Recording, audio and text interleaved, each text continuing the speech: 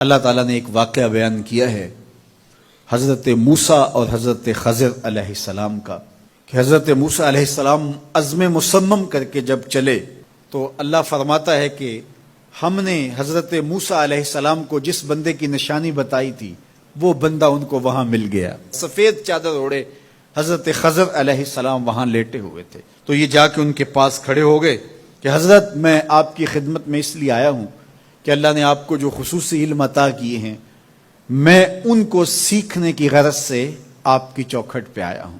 کہا تم میرے ساتھ صبر نہیں کر پاؤ گے، معاملے مشکل ہیں، سفر دشوار ہے، منزل کٹھن ہے، اور میرے معاملات ایسے ہیں کہ تم اعتراض کرو گے اس کے بغیر تم رہ نہیں سکتے۔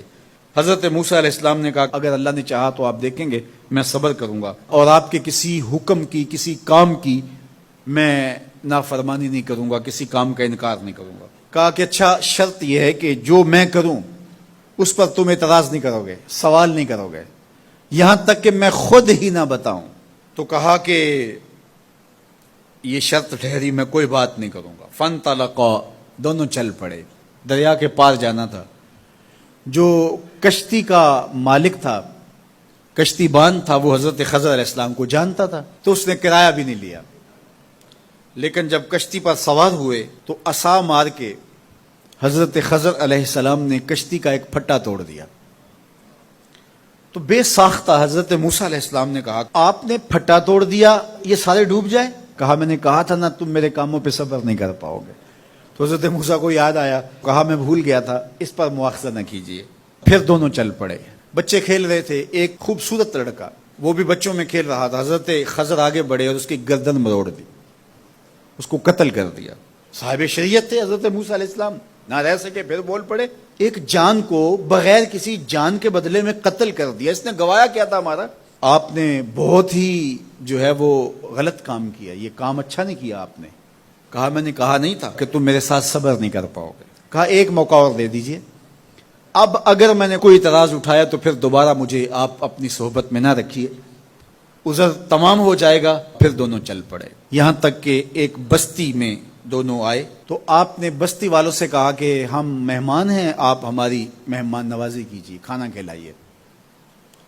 تو انہوں نے انکار کر دیا، کہا کہ ہم تو آپ کو بلایا نہیں ہے، آپ خود آئے ہیں، آپ اپنے کھانے کا خود انتظام کیجیے۔ گزر رہے تھے گلی سے تو ایک دیوار گرنا چاہ رہی تھی، تو جلدی سے اس دیوار کو مرمت کر دیا۔ کہا حضرت ہم اگر چاہتے تو اس پہ اجر لے سکتے تھے، انہوں نے ہمیں کھانا تک نہیں دیا اور ہم ان کی دیواریں سیدھی کر رہے ہیں۔ کہا اب تمہاری میری جدائی ہو گئی، تم نے یہ بھی اعتراض کر دیا۔ تو انہیں یاد آیا کہ وہ یہ بھی اعتراض ہو گیا، اب میں تمہیں بتاتا ہوں کہ یہ 3 کام میں نے کیوں کیے۔ اللہ اکبر۔ اب سنیے، قرآن ہمیں بتاتا ہے کہ ظاہری علم بھی ہوتا ہے لیکن کوئی باطنی علم بھی ہوتا ہے۔ کہا وہ پہلی بات کشتی والی سنو، یہ 2 مسکین بچوں کی کشتی تھی، ان کے گھر کا چولہا اس کی کمائی سے جلتا تھا۔ دریا کنارے کنارے ایک ظالم بادشاہ رہا تھا جو لوگوں کی کشتیاں چھین رہا تھا، ہم نے تھوڑا سا عیب لگا دیا، وہ ٹوٹی کشتی چھوڑ کے چلا گیا۔ اب وہ تھوڑے سے پیسے لگا کے کشتی مرمت کرا لیں گے، گھر کا چولہا جلتا رہے گا، بتاؤ اچھا کیا یا برا کیا؟ کہا رہی بات اس بچے کی جس کو ہم نے قتل کیا، اس کے ماں باپ مومن تھے، نیک تھے، صالح تھے، بچے نے بڑا ہو کے بہت برا ہونا تھا، ہم نے اس کو قتل کر دیا، اللہ اس کے بدلے ان کو بہتر اولاد دے گا۔ علماء تفسیر نے لکھا ہے اس بچے کے بدلے میں اللہ نے ان والدین کو ایک بیٹی عطا کی جس کی نسل سے 70 نبی پیدا ہوئے۔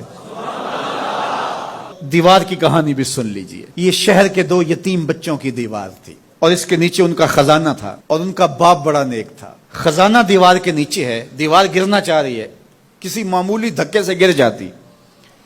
2 ہی صورتیں تھیں، یا وہ بچے خود اپنا خزانہ اٹھا لیتے یا لوگ اٹھا کے لے جاتے۔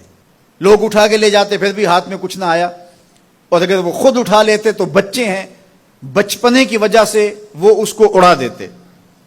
تو ہم نے اس کے اوپر دیوار کھڑی کر دی، جب تک وہ اس قابل نہیں ہو جاتے کہ یہ خزانہ نکال کے اس کو صحیح مصرف پہ لگا سکیں، اتنی دیر تک دیوار گرے گی نہیں۔ اللہ اکبر۔ وہ کسی وجہ سے دیوار قائم رہے گی، اور جب وہ اس عمر کو پہنچ جائیں گے جس عمر میں وہ اس خزانے کو سنبھال سکیں گے تو پھر دیوار خود بخود گر جائے گی اور یہ خزانہ نکال کر کے اپنے کام پہ لے آئیں گے.